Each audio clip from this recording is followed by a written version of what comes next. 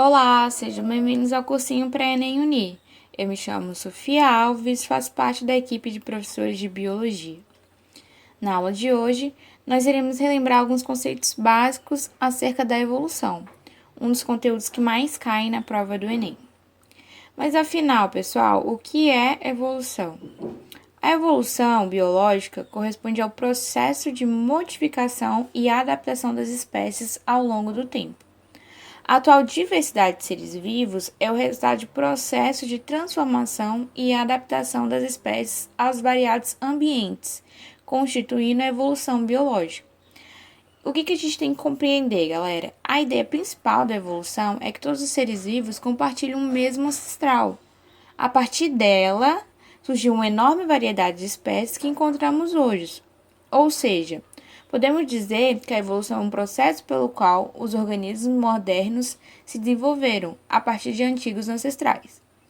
Portanto, o que tem que guardar na memória? A evolução é uma alteração do perfil genético de uma população de indivíduos que vai tendo lugar através de sucessivos estados temporais, ou seja, durante diversas gerações. Essas modificações supõe a integração de novas vantagens competitivas em termos de sobrevivência e podem levar ao surgimento de novas espécies, a adaptação a diferentes ambientes ou a emergência de novas novidades evolutivas. Os biólogos às vezes definem os dois tipos de evolução baseados na escala, a macroevolução e a microevolução. Qual é a diferença entre elas? A macroevolução refere-se às alterações de larga escala, que ocorrem em extensos períodos de tempo, tais como a formação de novas espécies e grupos.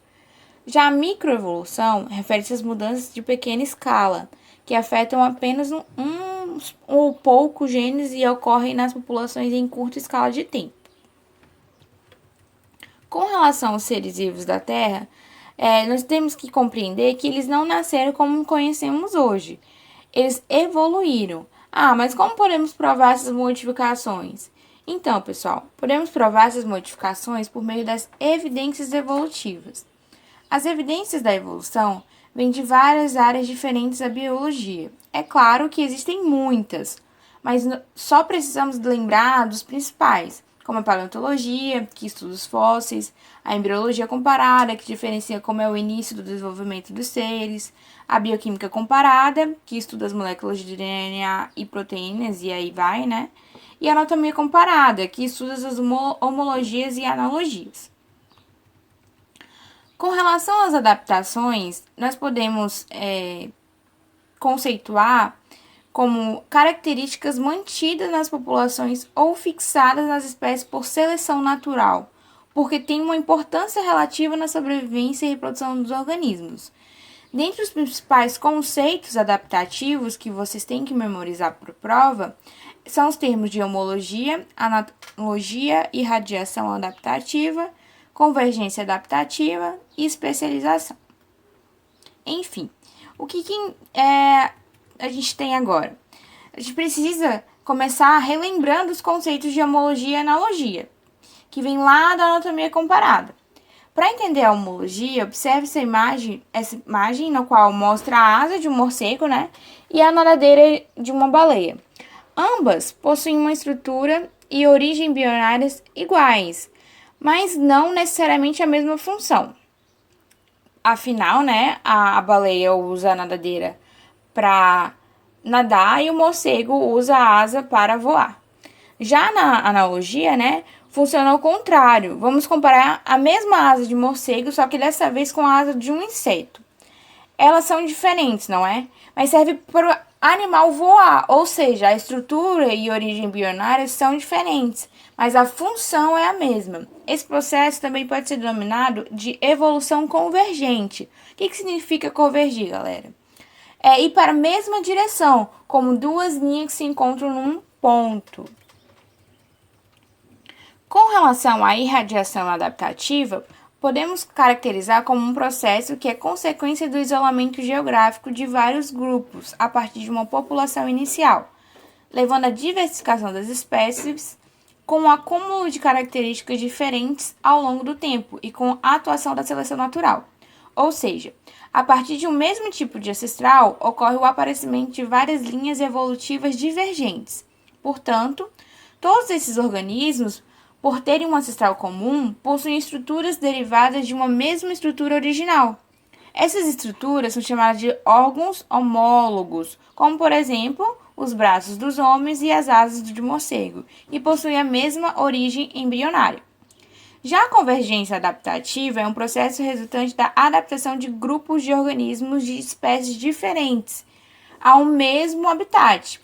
Por estarem adaptados ao mesmo habitat, possuem semelhanças em relação à organização do corpo sem necessariamente possuírem grau de parentesco. Esses organismos, por viverem no mesmo tipo de ambiente e estarem adaptados ao mesmo local, possuem estruturas que apresentam a mesma função, que são chamados órgãos análogos, como, por exemplo, as asas de borboletas e as asas de morcego, como eu falei para vocês anteriormente. Nesse caso, observamos que elas são semelhantes pela função e não por terem a mesma origem embrionária, ou pelos organismos possuírem um ancestral comum.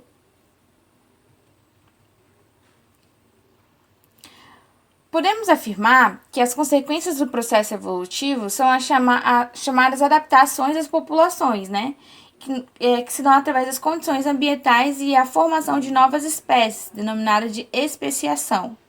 A especiação, galera, é o surgimento de uma ou mais espécies a partir de uma população ancestral. Esse processo envolve mecanismos de diferenciação genética que impedem a reprodução entre populações.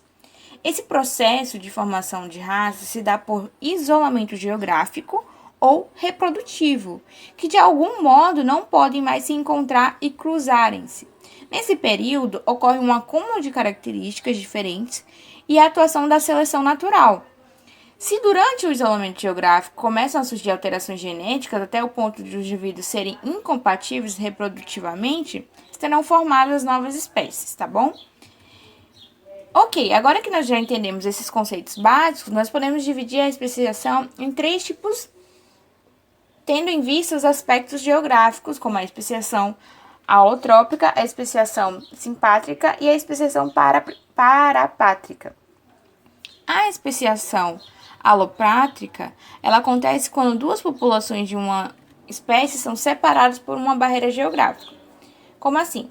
Essa barreira geográfica, que pode ser uma montanha, um deserto ou uma floresta, por exemplo, causa uma separação espacial, no caso a alopátria. Nesse caso, falamos que ocorreu um isolamento geográfico, tá bom? Já a especiação simpátrica é aquela que ocorre sem que haja separação geográfica. Nesse caso, duas populações de uma mesma espécie vivem em uma mesma área, mas não ocorre cruzamento entre as populações. É comum observar alguma modificação genética que impediu esse intercruzamento, gerando assim diferenças que levaram à especiação. E é uma das especiações mais raras também que pode acontecer, tá? A especiação simpátrica. Com relação à especiação parapátrica, que ocorre quando duas populações de uma mesma espécie ocupam e diferenciam áreas contíguas, mas ecologicamente distintas, por estarem em áreas de contato, é possível o intercruzamento, que acaba gerando híbridos. Essas áreas são chamadas de zona híbrida e acaba se tornando uma barreira de fluxo gênico entre as espécies que estão se formando. Com relação às teorias, durante esse tempo, buscamos compreender de como se dava as mudanças que deram origem a esses indivíduos.